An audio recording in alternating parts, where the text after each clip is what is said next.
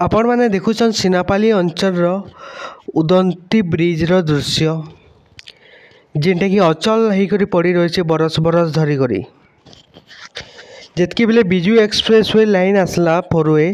सेतकी बेले दुईटा ब्रिज बनला जेन ब्रिज की 3 ରୁ 4 मास तक चलला तारपरे अचल होकर पड़ी रही से इंजीनियर मन को बहुत बहुत धन्यवाद कि ई प्रकार काम करुचन। दुर्नीति केते माड़ी चली आपण मैंने निजे भावुवे कि गोटे ब्रिज अच्छे जेनटा कि 30 वर्ष है ठिया है जेन ब्रिज बनूचे 3 ରୁ 4 मास जोचे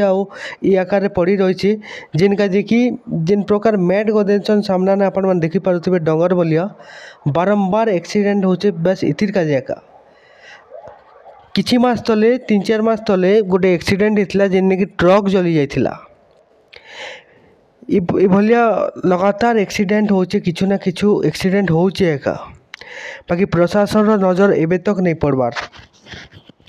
जितकी बेले एक्सीडेंट होचे गोटे टीना या किछु एंता एका लगे दोचन सामना ने जेन प्रकार आपण माने देखि पारुथिबे बारंबार दाबी सत्वे भी ई ब्रिज रो काम नहीं भबार बिजु एक्सप्रेस वे रो मेन लाइन रे